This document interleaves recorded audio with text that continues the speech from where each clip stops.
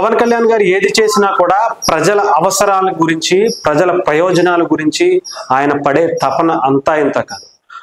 ఏ విషయం గురించి అయినా సరే నిర్మోహమాటంగా మాట్లాడేటువంటి వ్యక్తిత్వం పవన్ కళ్యాణ్ గారు. ఇది మనందరికీ తెలుసు.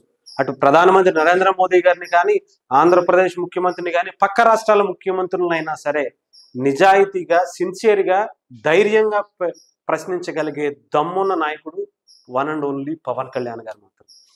మనకి అమెజాన్ కి సంబంధించినటువంటి గిఫ్ట్ వోచర్స్ ఏదైతే ఉన్నాయో అవి ఎక్స్పైరీ అయిపోతున్నాయి. వాళ్ళకి కొంత లిమిటే ఇస్తున్నారు. దీని మీద మీరు దృష్టి పెట్టాలి.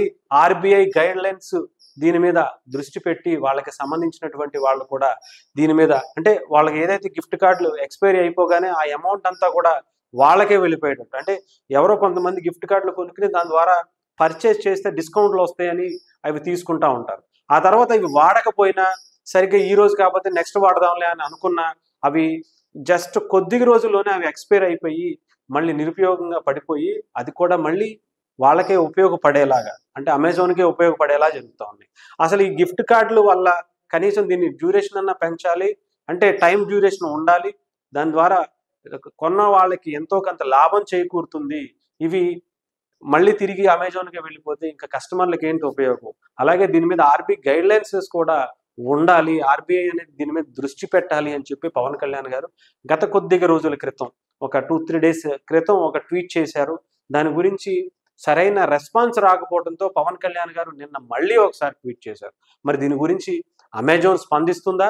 ఆంధ్రప్రదేశ్ డిప్యూటీ సీఎంగా పవన్ కళ్యాణ్ గారు చేసిన ఈ ట్వీట్ అమెజాన్ ఎలా రియాక్ట్ అవుతుంది? అలాగే ఆర్బీఐ దీని మీద ఎలాంటి చర్యలు తీసుకోబోతుంది? పవన్ కళ్యాణ్ గారు ఇప్పటికే ఆర్బీఐ ముందుకు కూడా తీసుకొచ్చారు. ఆర్బీఐలో కూడా దీని మీద కదలిక వచ్చింది.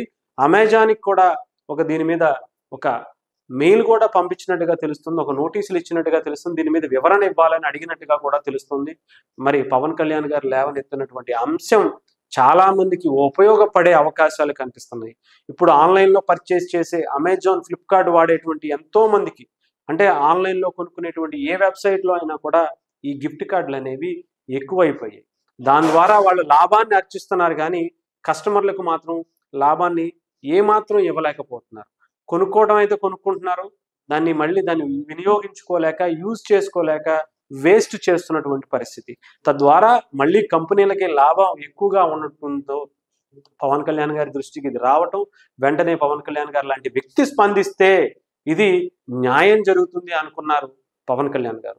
డెఫినెట్గా దానికి సంబంధించి అంతా నాకు తెలిసి ప్రస్తుతానికైతే ఆర్బీఐ దగ్గర ఉంది. ఆర్బీఐ నుంచి అటు అమెజాన్కి సంబంధించినటువంటి వ్యక్తులకు, మిగతా ఆన్లైన్ యాప్లకు, ఆన్లైన్ షాపింగ్ యాప్లకు కూడా ఇది అమలు చేసేలా వాళ్ళ నుంచి ఒక గైడ్ లైన్స్ ఏర్పాటు చేసేలాగా కూడా ఒక ఆలోచన చేస్తున్నట్టుగా తెలుస్తుంది. మరి పవన్ కళ్యాణ్ గారికి అమెజాన్ ఎటువంటి స్పందన ఇస్తుంది అనేది కూడా మరికొద్ది రోజుల్లో తెలిసే అవకాశాలు ఉన్నాయి.